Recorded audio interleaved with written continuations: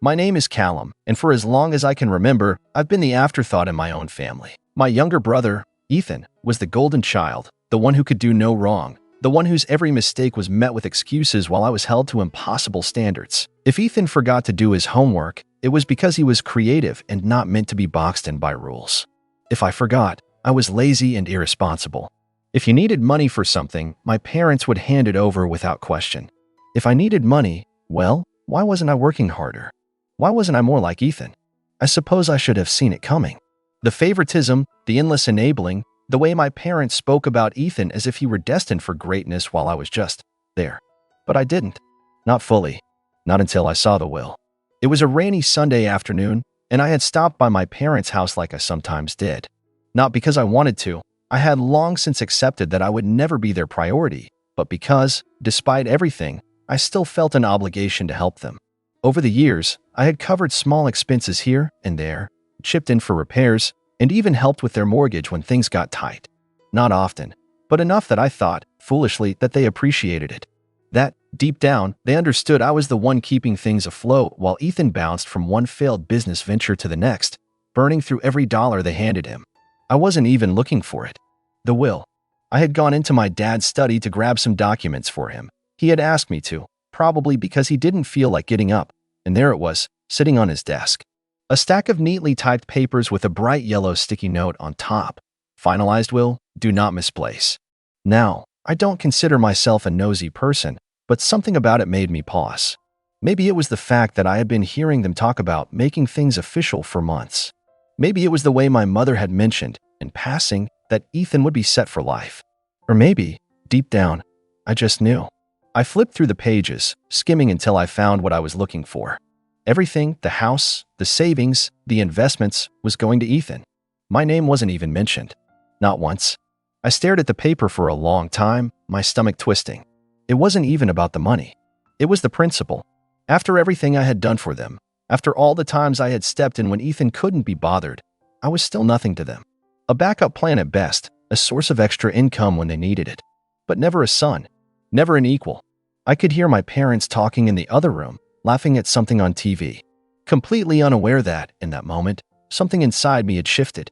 I put the will back exactly as I had found it, walked out of the study, and sat down on the couch as if nothing had happened. But in my mind, a decision was already forming. They had made it clear where I stood in their lives. Now, it was time for me to act accordingly. I sat there, pretending to zone out to the noise of the TV, but inside, my mind was racing. I could feel my pulse quicken as the weight of what I had just seen settled in. The lie was so obvious, so blatant, and yet I couldn't bring myself to confront them. Not yet. I wasn't ready to show my hand. I stayed on the couch for a while, silently watching my parents. They were in the middle of a conversation about some new show they were watching, completely unaware of the storm brewing in my mind. My mother, as always, was fussing over some small detail, her hands flitting around like she was orchestrating everything in the room, while my dad was slouched in his chair, half watching, half dozing. It was so typical, so painfully normal. But everything had changed. Finally, I cleared my throat.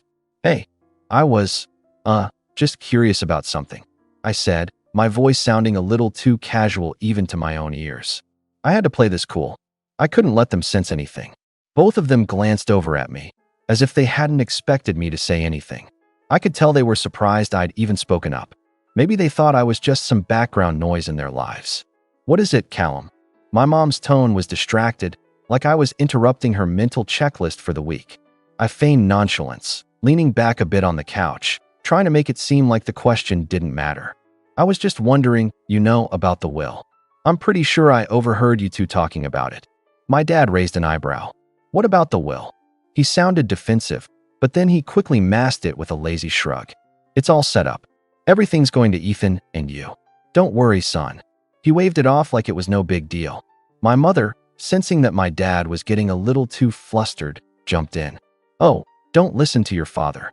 It's all equal, 50-50 between you and Ethan. She smiled at me, though I could see the slight tension in her face. We wanted to make sure everything's fair.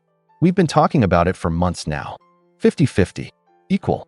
The words hung in the air like a sickeningly sweet lie. My stomach twisted again, but I kept my face blank. Right? I said, nodding slowly, trying not to let my voice betray me. Just wanted to double check.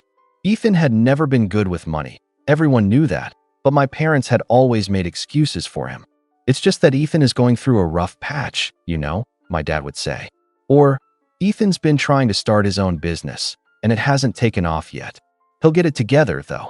Meanwhile, I was the one who'd helped pay for their mortgage when they couldn't keep up, the one who'd picked up the slack when Ethan's business ventures went south.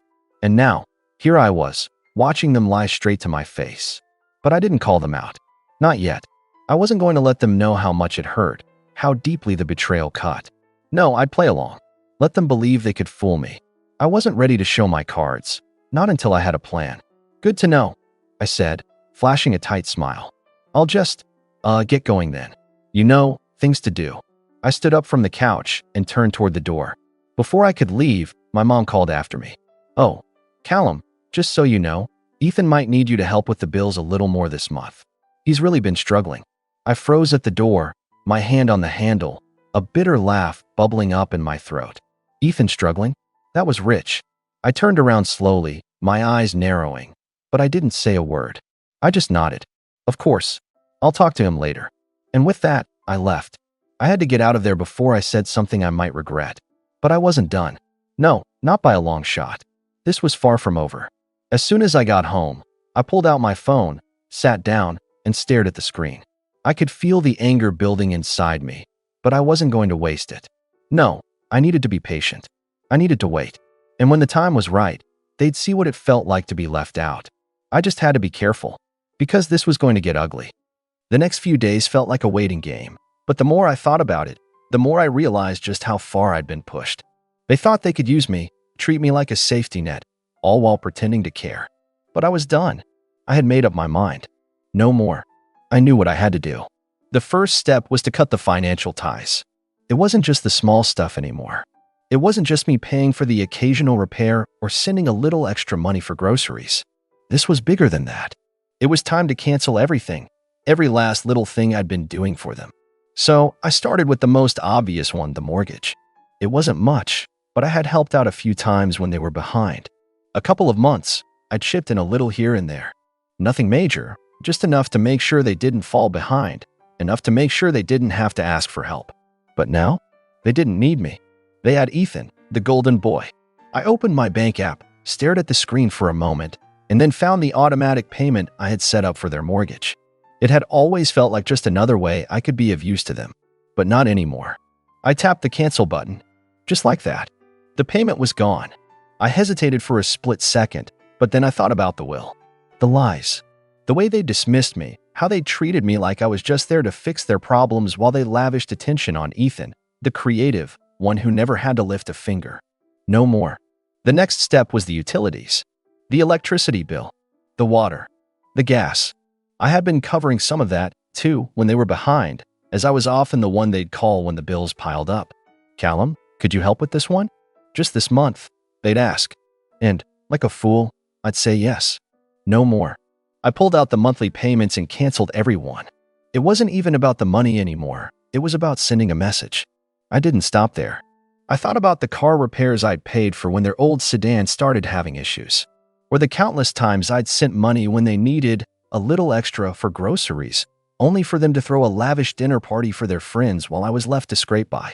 I went through my records and pulled up every transaction. Everything. If they thought Ethan was going to cover their expenses, then let him. When I finished, I just sat there for a moment, letting the gravity of it all sink in. There was no turning back now. They would have to face the consequences of their actions. Ethan could step up, or they could face the reality of what it meant to burn bridges. But it wasn't just about the money, it was about control. They thought they could manipulate me, make me the invisible one, the one who always had to be there, always had to help. Well, now they'd see what it felt like when that crutch was taken away. I went through the rest of the evening with a kind of calm, detached satisfaction.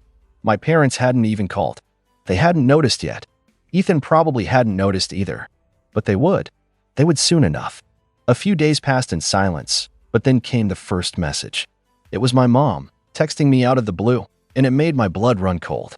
Callum, the mortgage is due. No greeting. No small talk. Just that simple demand. It was exactly like I thought it would be. But this time, I wasn't going to help. This time, I was done pretending that they could continue using me as a fallback. I took a deep breath. My fingers hovered over the screen. For a moment, I considered ignoring it. I could just pretend like I didn't get the message. But that wouldn't be satisfying enough. I wasn't going to just leave them hanging. Instead, I replied, "I know. You should ask Ethan." I hit send, and then set my phone down on the table, watching it vibrate as if the universe was waiting for them to respond. I didn't care what they said. I didn't care how they tried to guilt-trip me or what kind of excuses they'd come up with. This was it. They had crossed the line. Now, they would have to deal with the consequences of their own actions. But deep down, I knew this was just the beginning. What came next? Well, that was going to be even harder for them to ignore.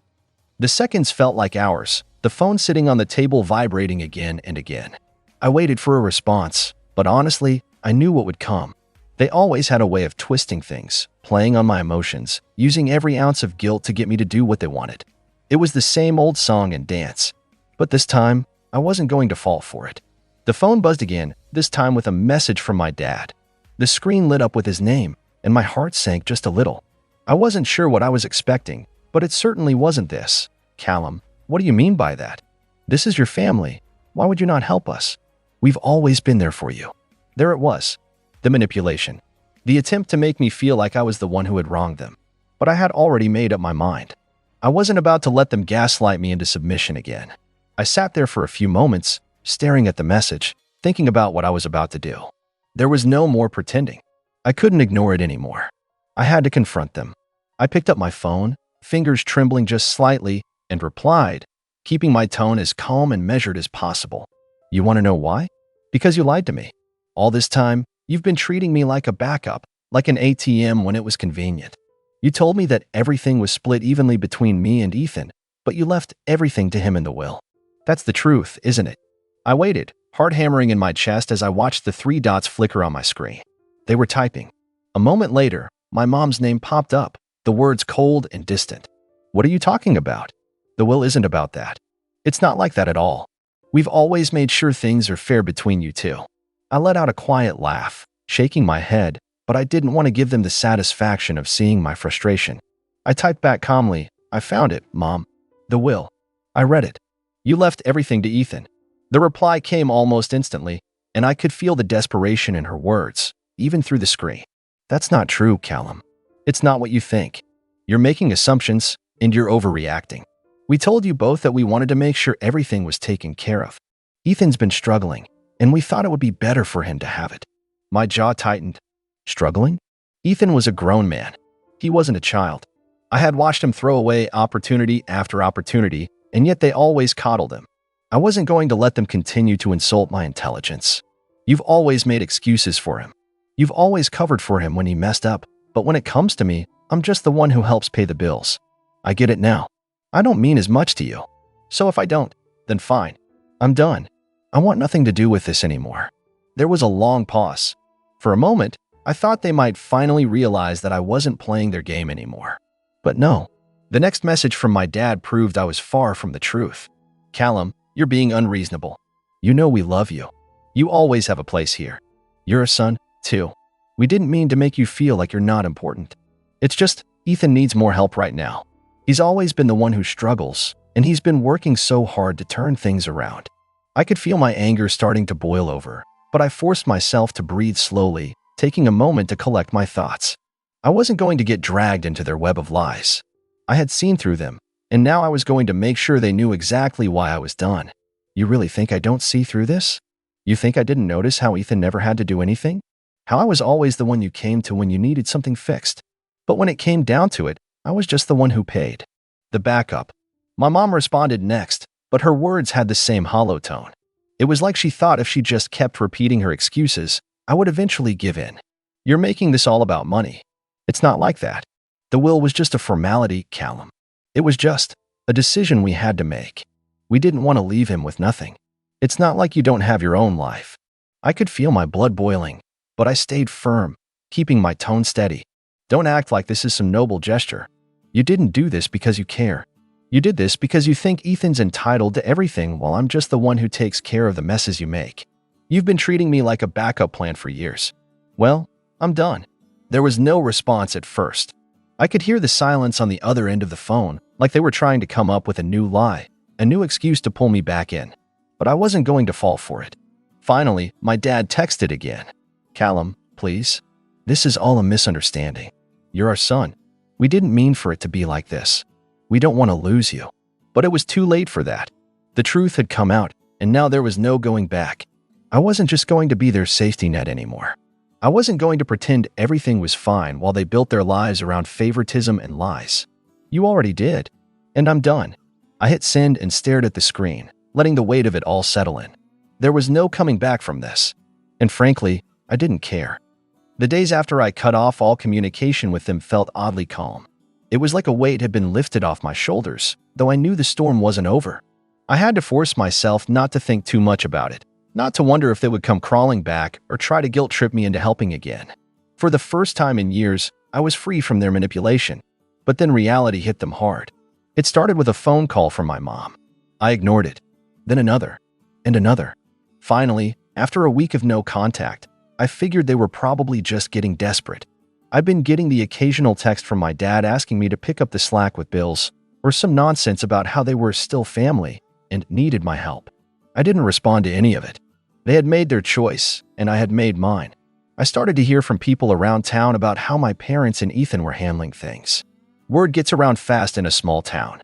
Apparently, my dad had tried to apply for a second mortgage, but the bank turned them down, saying their debt-to-income ratio was too high. With no backup plan and no steady stream of money coming in from me, my parents had no choice but to rely on Ethan, the golden child. It didn't take long for them to come crawling to him. Ethan, of course, didn't take responsibility for anything. He had always been good at taking the easy way out. I overheard from a neighbor that my parents had begged Ethan to help with the mortgage, claiming they couldn't keep the house without him. They said he needed to step up. I imagined how that conversation went. My parents, desperate, trying to appeal to his ego, asking him to come through when they needed him most. But Ethan, true to form, had a million excuses for why he couldn't help. I wasn't surprised. He was never the type to deal with consequences. I had always been the one to pick up the slack, the one to face the mess they created.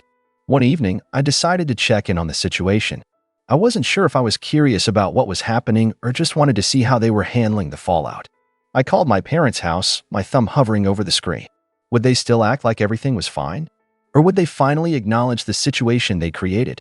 My mom answered after 2 rings. There was a noticeable coldness in her voice. "Callum, what's going on?" she asked, as though everything was still normal, as though I hadn't just pulled away from them completely. I stayed calm, though I could feel a certain satisfaction building inside me. Nothing much. Just wanted to know how things were going. There was a long pause on the other end. I could practically hear her trying to figure out how to spin the truth in a way that wouldn't make them look bad. "Well, he's been helping us out with some things, you know. He's been really busy, but he's been pitching in where he can." She was dodging the question.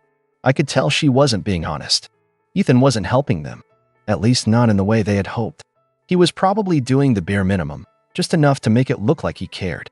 I replied, keeping my voice level. But isn't it a bit too much to expect him to cover everything, especially after all these years? Silence. Then, my dad's voice came through, rough and frustrated. "Callum, we didn't want it to be like this. We never meant to hurt you. We just thought you'd understand Ethan's in a tough spot. He's struggling. He needs time to get on his feet. We thought it would be easier on him." It was like déjà vu, hearing the same lines they'd used for years. They were still trying to justify it, still trying to make it sound like they had some noble reason for doing what they did. But I wasn't falling for it anymore. "I get it," I said, my voice cutting through their excuses. "Ethan's always been the struggling one, right? And I'm the one who always picks up the slack, who covers for his mistakes. Well, I'm done. He's your responsibility now." My mom's voice wavered. "Callum, don't say that. You're still our son. We didn't want to hurt you. You know we love you, right? We just didn't know how to handle it." I could almost hear the guilt creeping into her voice. I wasn't interested in her apologies anymore. I wasn't interested in the excuses they would continue to make. I was done. "I don't need your love if it's conditional," I said coldly. "If I'm not enough for you, then I don't want anything to do with you." There was a long, painful silence. And then my dad spoke, voice lower, almost pleading. "Please, Callum, we're sorry. This wasn't how it was supposed to go. We were just trying to help Ethan. But it was too late. The truth was out, and there was no going back now. My parents' financial situation was unraveling, and Ethan was nowhere to be found when it came time to face the consequences. My mom and dad were facing the reality of their actions, unable to rely on me, and seeing their golden boy turn his back on them when they needed him most. And as for me, I didn't feel sorry for them. Maybe that makes me sound harsh, but I had spent too many years living in their shadow, putting everyone else's needs before my own, only to be ignored when it mattered most.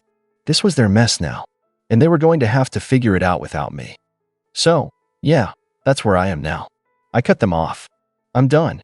No more bailouts, no more pretending like I don't see the way they've been treating me all these years. It was hard at first, but honestly, it feels like a weight has been lifted off my chest. I don't need to be anyone's safety net anymore, especially when they couldn't even be honest with me. But now I want to hear from you. What would you have done in my shoes? Do you think I was too harsh? Or did I have every right to finally stand up for myself? Let me know what you think in the comments. I'm genuinely curious to hear your thoughts on this one.